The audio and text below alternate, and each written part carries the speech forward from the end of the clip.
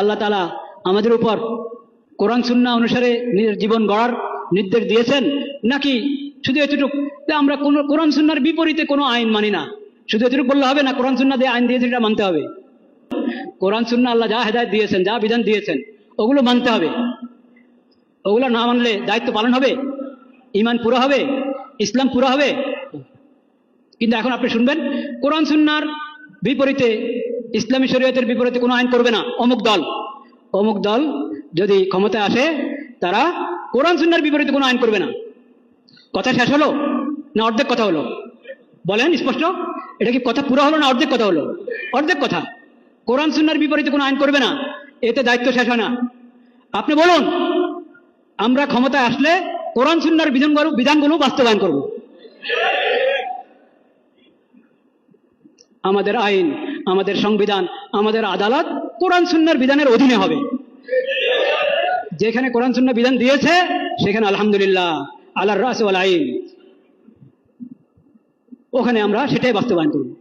যেখানে কোরআন সুন্নাহ ইসলামী শরীয়ত অপশন রেখেছে, কি রেখেছে?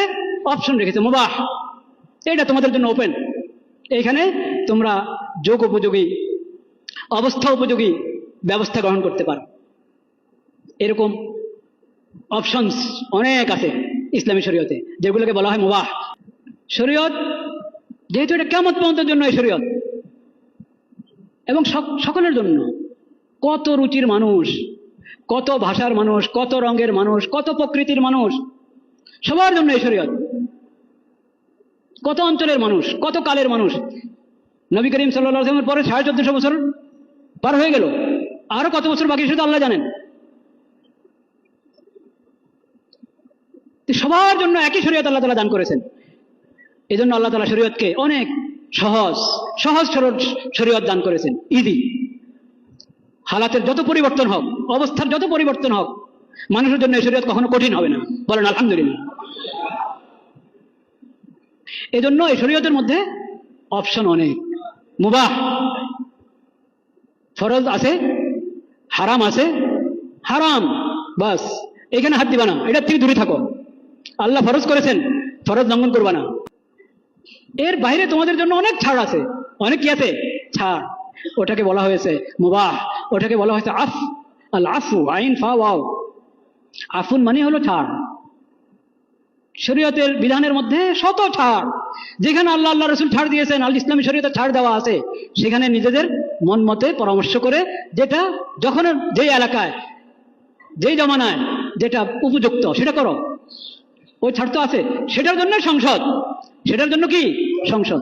যেখানে আল্লাহ অপশন রেখে দিয়েছেন, সেখানে আমাদের এই জমানায়, এই আমলে, এই পরিবেশে কোনটা হলে ভালো হয় সেটা আমরা মুশাওয়ারা করে ঠিক করব। এটা হলো সংসদের কাজ। যেখানে আল্লাহ তাআলা বিধান দিয়ে দিয়েছেন, হালাল হারামের ফরজ করে দিয়েছেন, এটা হারাম ঘোষণা করে দিয়েছেন, সেখানে সংসদের কাজ হলো ওটাকে প্রয়োগ করা, বাস্তবায়ন করা। ওটা নিয়ে ফিকির করবে, আচ্ছা আমরা কি করতে পারি দেখি। এরকম যদি চিন্তা করে যে শরীয়তটা বলছে, আমরা আমাদেরটা দেখি, তাহলে কি ওদের ঈমান আছে? কখনো ঈমান। 70-এর যে নির্বাচন, 1970-এর নির্বাচনের যে ইশতেহার, ওই ইশতেহারের মধ্যে লেখা ছিল কিনা কোরআন সুন্নাহ বিরোধী কোনো আইন হবে না? 1970-এর নির্বাচনী ইশতেহারে লেখা ছিল কোরআন সুন্নাহর বিপরীত কোনো আইন হবে না। 70-এর নির্বাচন হয়েছে, যৌথ নির্বাচন, পশ্চিম পাকিস্তান, পূর্ব পাকিস্তান। কিন্তু সেই নির্বাচনের পরে ইনসাফ করা হয় নাই। যে ভোট বেশি পেয়েছে তাকে ক্ষমতা দিতে চাওয়া হয় নাই। যাই হোক, সেই লম্বা ইতিহাস, 71-এর ইতিহাস প্রবর্তিত হলো। 71 থেকে নিয়ে এখন 2025, আমাদের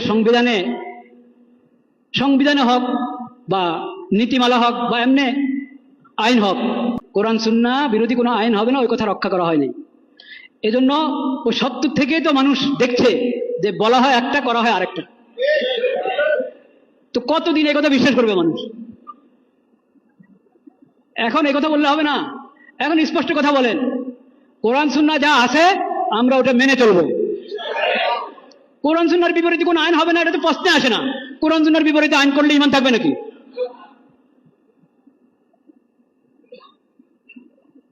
বলতে হবে কোরআন সুন্নাহর বিধানগুলো আমরা মেনে চলবো, বাস্তবায়ন করব। আল্লাহ তাআলা সেই সৎ সাহস দান করেন।